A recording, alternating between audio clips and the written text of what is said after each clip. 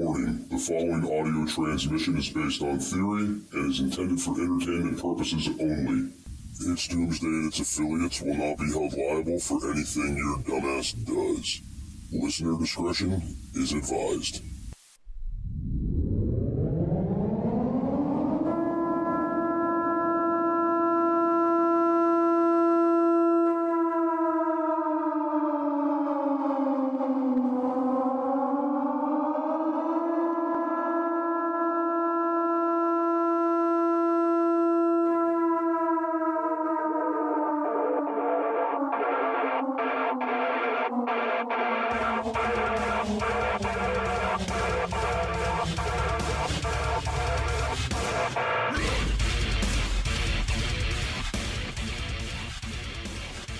Welcome everybody to It's Doomsday Podcast. Today is December 11th, 2022. Time is 5:55 p.m. And joining me as always is Big Daddy Prep. What's going on, man?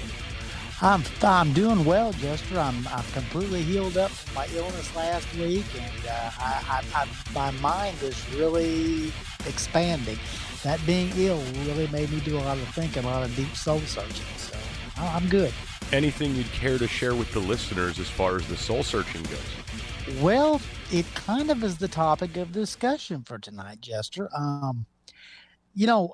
guess when you get a little older, I'm 54 this year, and I'm not old, ancient, but I have, I'm getting into my years where I've got a little bit of wisdom, and I've seen a few things, and being sick and being down, and my wife and I being sick, and my father-in-law being sick, and everything, it made me get to thinking about, what if something bad happened and we got sick or injury came along or just natural progression of life come along and you were the last man standing, you were it, and your circle suddenly got very small and then you were the circle.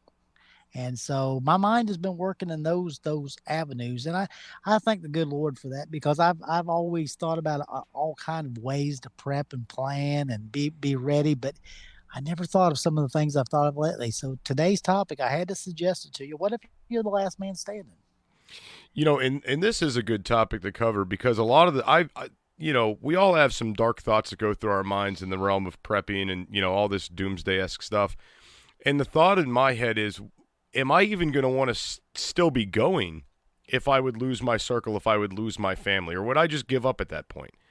Absolutely. That's part of my thought process here. What if you were the last person? Do you want to be the last person? Do you want to continue on? There's so many questions that I've got today that I can expand upon, but let's just start out with the fact of what could happen to you that you end up being the last person. None of us are young. Age becomes a factor. If you build your circle with older people and not enough youth, your circle could die off. There is illness. We all got a bad flu virus in our house here about a week and a half ago. We were very, very ill, Jester. If it had been a situation where the power grid had been down or we had been trying to survive, my wife might not have would have survived. She's already kind of, immunocompromised.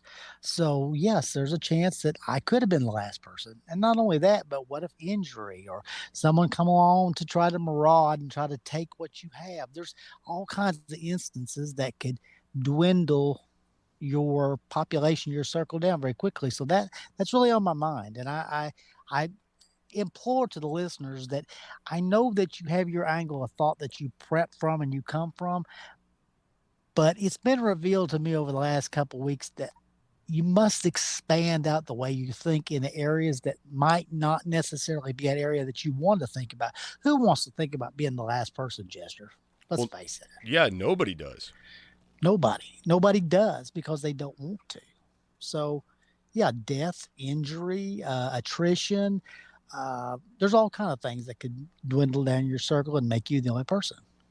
Here's a scary thought, man. What if you're out hunting, grocery shopping in the woods, so to speak, yep. And you come back and everybody's gone because they've all been rounded up and taken to a camp? Jester, I hate to revert back to movies, but over the years, as you watch movies, not necessarily that you believe everything that's in a movie, but the storylines that followed that. I was watching my wife loves the Lonesome Dove series, and we were watching that today, and we started watching it, and I was watching some of those storylines of how you go out and you do something, you come back and everybody's dead, or everybody's gone. Just like you said, this is a fact. This is something that could actually happen to you. But there are a lot of storylines along movies over the years that I've gone, oh God, that storyline right there is scary. What if, it's the what ifs that keep you awake at night time. And I mean, let's not even think about, the just what we see in movies. I mean, you go back and you look at the colony of Roanoke and how that entire colony just disappeared off the face of the earth. And no one knows where they went. No one knows what happened to them. You had over 100 people that just vanished, right? Yep. Right off the face of the earth. They're just gone. Yeah. And when the next settlers came and they found out, they're looking like there's no indication of where they went here. Did the Indians, kill them or take them hostage? Did they just die? Where are the bodies? So I understand that thought. But here's something else I did the other day. And Jester, I'm not a movie person, but I love old movies. And I happened to be watching some crazy movies. And I watched the Planet of the Apes movies the other day. And I was looking at this and I was going, gee, I try to take everything and incorporate. How could you incorporate this into your thoughts of what happened? And I'm thinking, these were nutty movies back in the 60s, how we blew the society up and we had to build society from the bottom. But Chester, we're at that point right now. I mean, we're at a point where we have nuclear war on the table right now in front of us. It wasn't just back in the 60s during the conflict. It's now. Nuclear war is a very real possibility, and it's being brought to us every day in the news. What if something happened and everybody was wiped out in your area but you? What if you couldn't find anyone else? The last man standing might, they always say the last man standing is the winner. Maybe in this situation, you're not necessarily the winner. I mean, either way, win or loser, scary thought in general. I mean, my whole thing is, there's kind of two sides to this. Yes, there's you, if you're left alone, if something breaks bad, if it happens. But then there's also the flip side is what the hell happened to the people that were depending on you? Right. That's what's so scary about this. So, I mean, let's say shit does hit the fan. It's, regardless of what circumstance it is, could be nuke, could be colony of Roanoke, could be alien abduction, doesn't matter. What do you do from this point on? Right. Do you want to remain on your own? If there are others that you come across, do you want to join up with another group of people? I mean, is that an option for you? Is that an option possibly that you want to join up with others if you find them? And then we always say, the best thing is not to be the lone wolf mentality, but, is it? It just depends on who you are in the situation it is. My wife and I had to talk about this when I brought this topic to you today and we started talking about it. I was talking to my wife about it. And she's like, would you want to join up with somebody else or would you want to remain on your own? I'm like, that's a good thought, honey. I don't know. I guess it just depends. So are you able to join up with another group without compromising yourself? Would they think you were compromising them by approaching their group if you did meet up with someone? So there's all kinds of questions out there. You don't want to show your hand, that's for sure. Life is a poker game at that point, so you don't want to show your hand. Oh, I think for me there would be kind of three circumstances of would say I'm going to be the lone wolf or I'm going to go with a group. Okay, the first circumstance would be if my circle just vanished and I didn't know what happened. I would want to stay alive to try to figure out that mystery, right? Mm-hmm. So right. I think at that point I would be the lone wolf, but I would start moving in and out of these groups to try to get information on where people are going. Right. Right. Now, if it was a situation I came back and my circle was massacred, I don't think I'd want to go on at that point. So I might just stay there. I don't think even going to get with another group would even be a priority at that point. But and then there's one more circumstance. What if your circle kicks you out? What if you were dependent on that circle and they said, you know what, dude, you suck, you got to go? I think if I was fully dependent, I would be looking for another circle to be dependent on again. Hey preppers, do you want 10% off survival food? Go to www.readywise.com and use code DOOM10 at checkout for 10% off all your survival food needs. Again, that's code DOOM10 at checkout at readywise.com, DOOM10 for 10% off at readywise.com.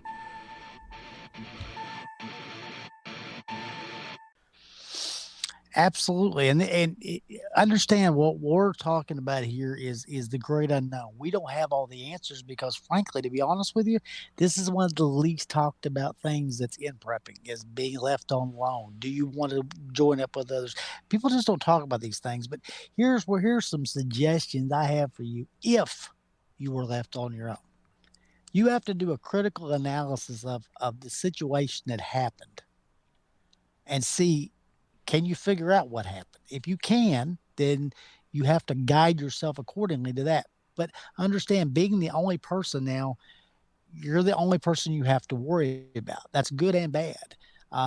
If you have too many supplies and you simply can't use them or can't resource them properly, do you share your resources with someone else to come into your group, or do you stay by yourself? Understand that anything that you share, any information you share with others, you might be gaining information, but you may be giving away valuable information that is detrimental to you in the end. So you have to be very careful, very close with your cards to your chest and not let someone, get a hand up on you. But being alone is one of those situations we've talked about tons of times on here and on all different kinds of shows. We've talked about, when you're by yourself, can you sleep? Nobody's watching. Can you hunt by yourself? Can you do tasks without getting hurt? You have to be very careful by yourself. A lot of people think this lone wolf mentality is a smart mentality. I frankly think it's a horrible mentality. My wife and I were talking about that a little while ago. It's horrible to be thinking about being by yourself. But if you were forced to be, your mind has to open up to things that you never would have ever thought of in the past. No, and I 100% agree with that. And the kind of the other side of this, which we've covered a lot on the show so far, but what about the idea you have to rebuild this group too? Because Yes. that is a flip side to this too. Like, say that you're not just lone wolfing it, you're not just looking for a group. Let's say you're like, hey, I'm going to rebuild. That puts a whole other spin on this.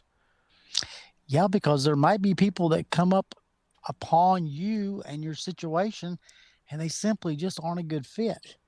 And you have to handle the fact that, I just can't do this with you. Or maybe it's too many people. Maybe 12 people come up in a group and you simply don't have the resources to be able to handle that many people. But you're going to have to be the ultimate diplomat in this situation. You have to know when to be forceful and when to also be able to negotiate.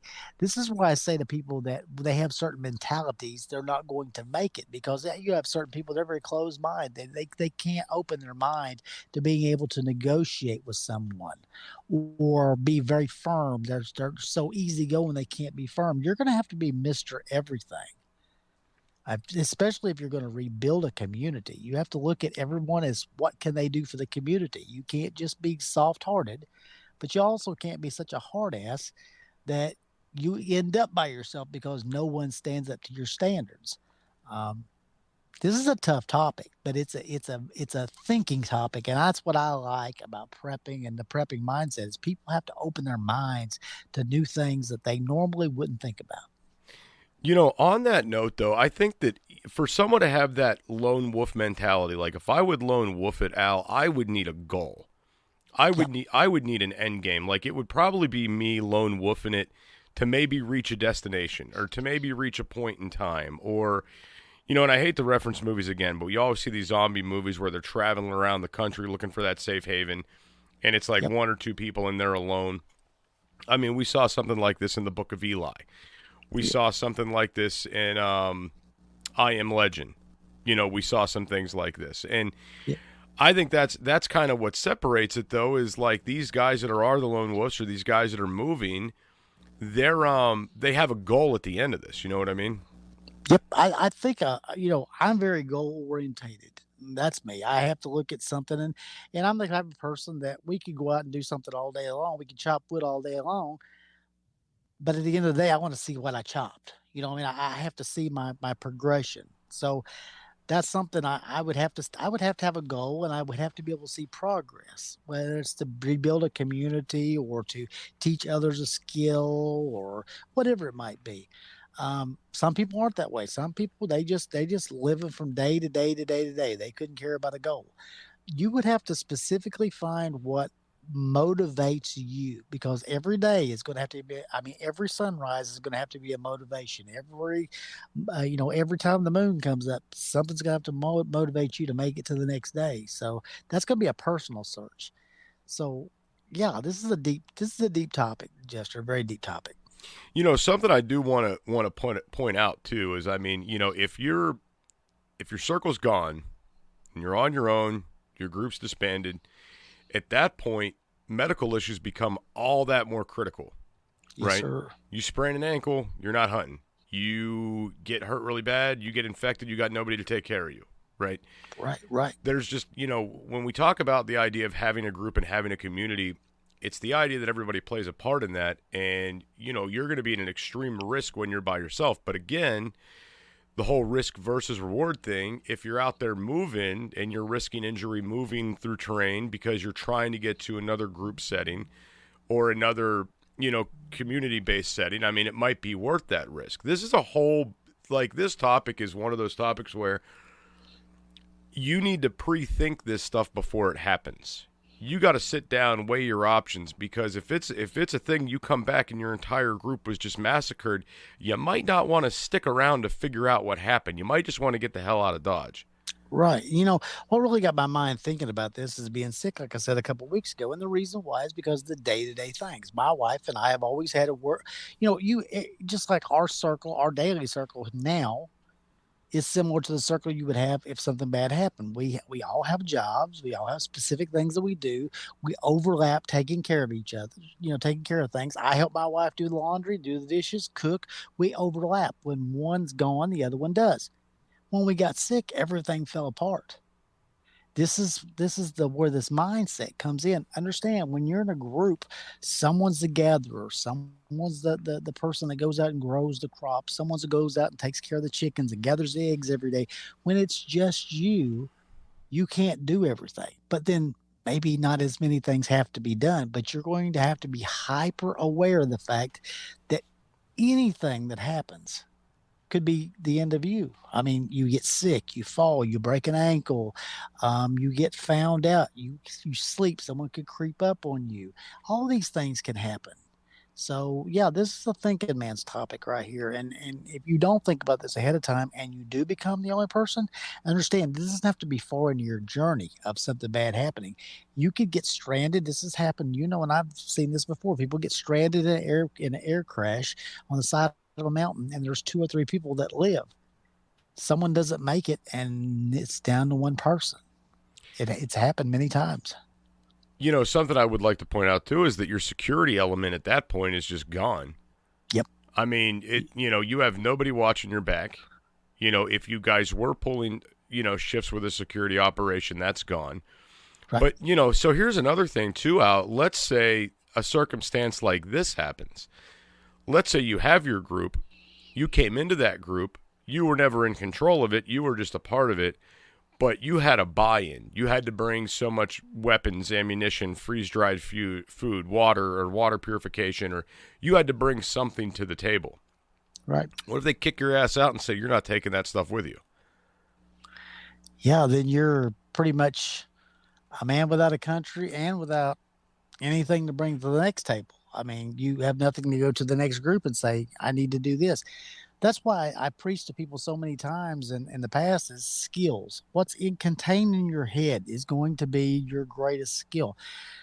If you know how to purify water, if you know how to grow food, if you know how to go out and collect and dry food, if you know how to preserve and can food, if you know how to go out and make tools, fix things, all these skills that are in your head is something that you can take with you. That's why I've always preached to people the physical things like, it's a guy will say, well, I got 27 ARs and I got so and so. Okay, but what can you do? Your skills, you can go from one group to the other. When you go to another group and they say, well, what are your skills? What are you bringing to the table? Well, I know how to do this, and this. that actually is that's currency. That's something that you actually tangibly can show somebody and help them with. You know, a lot of people think they can buy their way through preparedness and buy their way through the apocalypse, and a lot of it is going to be right contained between your ears, upstairs.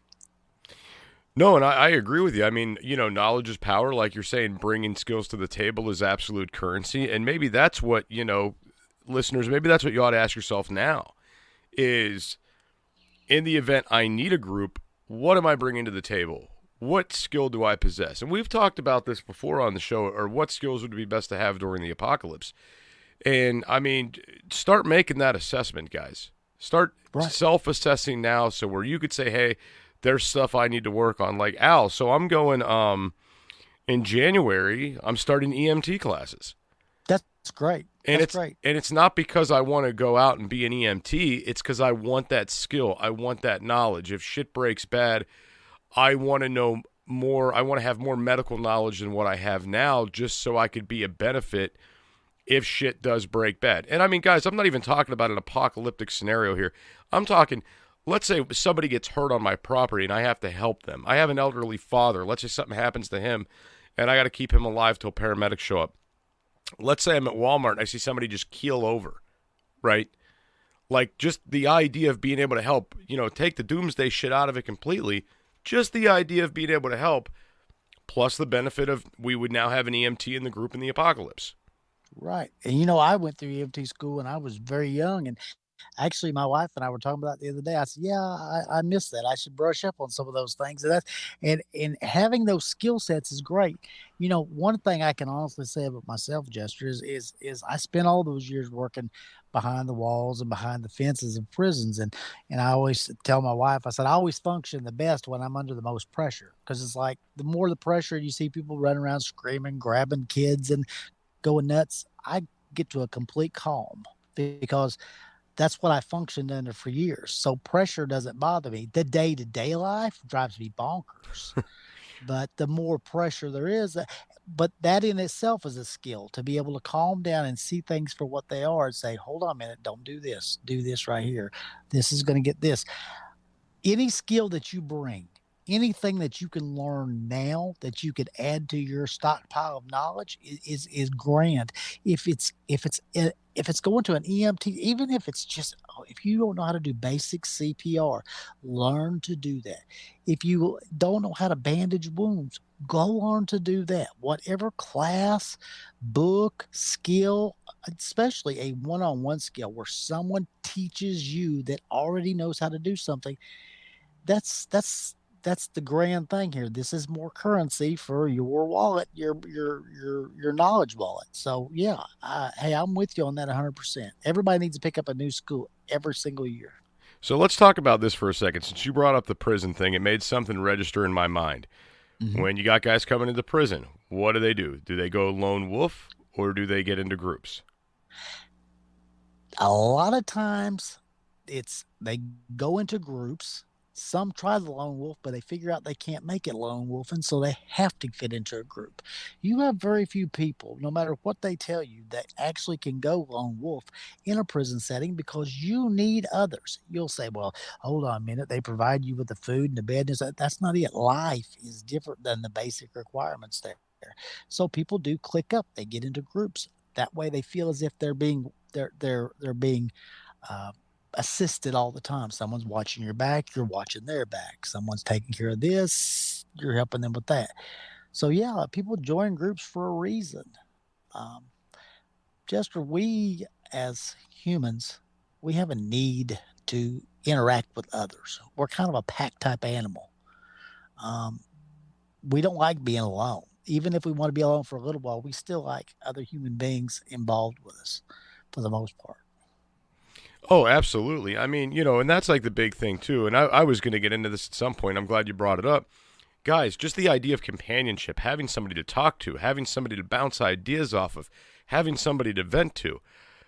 A lot of you guys listening right now are driving down the road in your cars, and Al and I are your companions of the day. As you're bored as shit driving to work, Al and I are here to entertain you guys and give you some companionship as you're cruising on down the highway.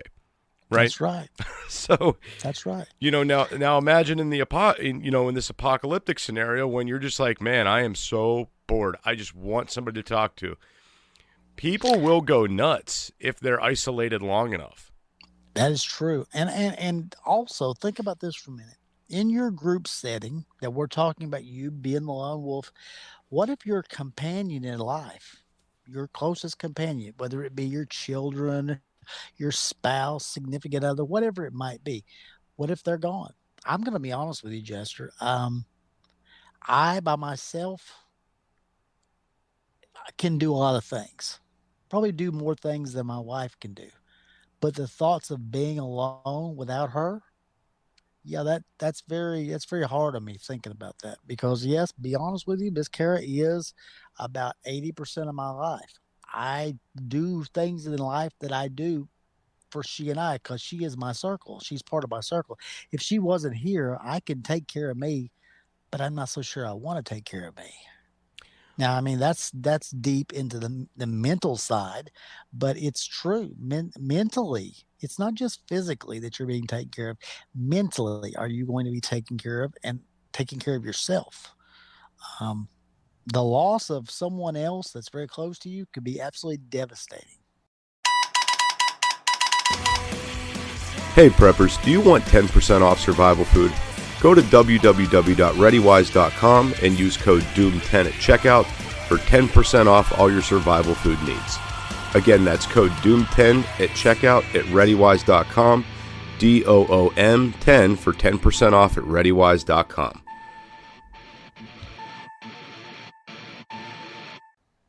Right, no, and I mean, again, that's something I think about all the time, Al, is if I lost my wife today, do you know how hard it would be just to function with day-to-day life, her not being around, having to take care of the boys, like all these things? It's not going to be an easy ride.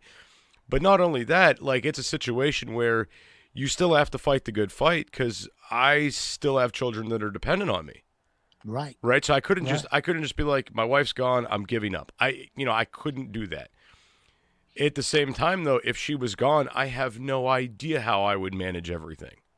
Right. And I don't either. I have no idea. And as preparers, as people that prepare for bad situations, we can go out and buy all the gauze in the world. We can buy all the ARs in the world. We can go out and buy every kind of way to make a fire or purify water under the sun. But it's the things that we can't go out and buy are the things that people like to think about the least. Well, I'll just buy more water purification. I'll just buy some more food. Wait a minute, hold on. What about making your skills better? What about thinking about what would happen if you didn't have your significant other? What would you do? How would you act? Prepare yourself for these things. It's those topics that people don't want to talk about. That's the reason why I brought this topic up today, because there are many topics that people don't want to talk about, but they have to, because these are things that are going to slap you right square in the face when something bad happens. Al, another whole side to this is you got to think about this too. You got to know your limitations. You know how many people are going to go out and have a heart attack the moment they try to split some firewood because they haven't done it, or they got to drag a deer out of the woods and they collapse because they're not used to that kind of physical or manual labor. So that's something you guys got to think about too, is learning your limitations. If you can't run a mile right now, you're not going to run a mile while someone's chasing you in the apocalypse. Sure not. You're sure not. This leads to another few topics too. It's like if you know that you're physically not in super shape, maybe right now, since nothing bad is happening right now, maybe today is when you say, I'm going to get out and start walking that half mile today. I'm going to start and get out and get a little bit more physically fit. I'm going to eat a little less. I'm going to learn a little something. Start working on you now. Because the bad situation can be tomorrow. It can be 6 months down the road. It might be 60 years down the road. But you need to start working on you today. So I 100% agree with you. And guys, I mean, I am not going to go out and say I'm physically fit at all. Like I'm definitely not. I'm a little squishy around the midsection. But I'll tell you what, I get out enough to know if I'm going through a walk on my property, I know which hills are going to kick my ass. Right? I know easier ways to go places. I know how long it's going to take me to go places, and I know certain areas I'm going to run out of breath. Right? Yep. And this isn't creating endurance anyway, but it's creating a smarter plan, right? So I know in my head now I'm trying to get back to the gym more, and I'm working on that and I'm pushing for that, but life gets in the way of a lot of things. It sure does. And does. It's really hard to kind of put it on a line and say, you know what, I'm going to put everything else on hold, and I'm going to go to the gym today, because you still have to have a life. You got to do shit. You got to work. You got kids. You got responsibilities outside of physical health. But physical health needs to be a priority that it needs to become a higher priority, especially when you're talking about a situation where you're bugging out or you're going to be the lone wolf, things of this nature, right? Right. You have people every day that think they're going to bug out and they're going to take over the world, but right now they can't take the trash out. And that mentality that something is going to happen today and tomorrow I am going to jump up, be a superhero, I'm going to kick the world's butt. That's not going to happen, folks. You right now start to work on the things. I worked on something this year, Jester, something I've been scared of my whole life. I have been scared of heights my entire life. Oh, me too, Al. Don't get me. But I broke myself of a lot of it this year. Not that I am cured of it, but I had to work on a gin roof this year that was 40 feet in the air without being tied off. And you know something? I did it. I made myself do it. Every single time that lift went in the sky, my ass was on it until I got to where it didn't bother me as bad, because I said, I'm going to beat this right here, right now, because I might have to one day. You totally just brought up something else I didn't even think of with this lone wolf mentality or your leaving circle, last man standing mentality. Al, think about the fear factor in this. Yep. Imagine, I know, listen, I'm not scared of many things, but I'll tell you guys what. There's times I'm alone in the woods at night, and I'll hear something, and it'll freak me out. And when I become startled, I hear more shit, and I get more freaked out, right? Yep. I mean, anybody that, if you've ever walked to your deer stand at 4 a.m. by yourself when it's pitch black outside, or you're staying in your deer stand till after dark and you're walking back, there's many times I'm in the woods alone by myself at night. And it could be a little uneasy, it could be a little scary, but imagine it's an apocalyptic situation and you're in the woods at night and you're bugging out at night and you're moving by yourself. Imagine that. Right. Because there's a whole nother set of threats out there than just a bear or, a poisonous snake that might be hunting at night that you don't see. Venomous snake. Everybody's going to comment and tell me I'm an idiot now. I know a guy, Jester. I mean, he is the greatest guy in the world. Tough, mean. I mean, you wouldn't want to run into him, but is terrified of the dark. Will say to me, hey, Al, could you get so-and-so out of my truck? I know he's terrified of the dark. And he was rattling off one day about something, and I said, I ain't worried about you anyway. I could beat you any day. And he said, why? What are you talking about? I thought, that's all I got to do is turn the light out. It's over. Game's over.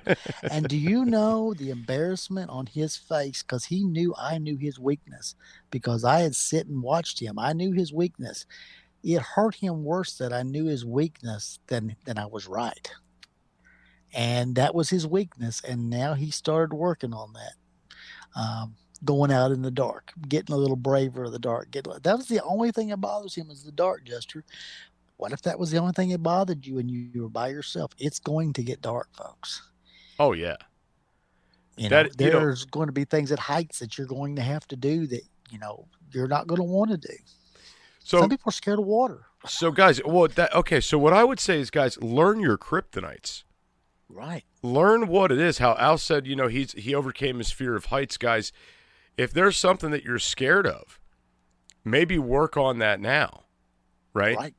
Now, for me, I'm pretty much, I'm good with the dark. I'm good with the woods. I'm good with the water. The one thing that bothers me is going through thick, wooded situations where I can't have a clear view of my feet. And that freaks me the hell out. And there's a couple reasons. Number one, I'm worried about venomous snakes. That's always going to be a thing. Number two is you never know what kind of debris could be out there. I don't want to step on a nail or get caught in a barbed wire fence or whatever. That's the kind of shit that freaks me out. Yep. But that's a normal thing. But learn that kryptonite. You know what your kryptonite is. You don't have to go out and search for it. You know what it is because it's this thing that makes you go, well, I ain't gonna do that. I ain't Yeah. gonna do that. I know people that are terrified of the water, Jester. I mean, they're great, but they're not walking close to the water. My wife is terribly afraid of the water. So my thing is to break her of that. Slowly but surely get her more used to it to where she's not terrified of the water. She can swim, she's terrified of the water. So, and I'm not, that doesn't bother me any. But that's the thing. I need to break her of her kryptonite a little bit. And you know what your kryptonite is. So here's in kind of wrapping up at the end of this thing, folks, find out what your kryptonite is. Try to overcome it. Try to learn new things every day. Expand your knowledge because if you are the only person, if you are the lone wolf, you're going to be it. You're going to have to depend on you. You're not going to have somebody else to fall back on. You are who you're going to fall back on. Whether that's physically something or mentally something or something you're scared of, a fear, you have to beat these things. But no one can do this for you. You must do this yourself, and you're the only person that knows what these limitations are. You can't go to a doctor and they're going to say, okay, well, here's your limitation. No. You know what it is. So you work on it every day. If you're physically not in that good a shape, start walking a quarter mile a day. Nobody's going to die from walking a quarter mile a day. Then you build up from there. If it's something that you're scared of, start doing it a little bit and learn to get over that. It's just little steps, baby steps. I agree with you guys. Guys, want to thank you guys for coming into the show today, listening. Listen, share this out. Download this. Make sure you're following, right? If you're listening on Apple, leave us a review. If you're on Spotify, leave us a review. Guys, leave the reviews. They help get us more listeners when they have the higher star rating and they see more stars. Review the show, guys, and we'll be back next week's episode. In the meantime, like Al said, guys, baby steps. Baby steps.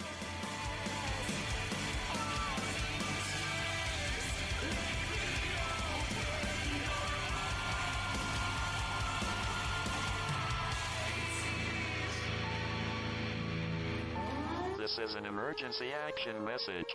At approximately 1 a.m. Eastern Daylight Time, NORAD is tracking 15 ICBM nuclear missiles inbound to the following cities: Orlando, Miami, Pittsburgh, Dover, Newark, Richland, Philadelphia, New York City, Baltimore, Los Angeles, Las Vegas, Boston, Seattle, Detroit.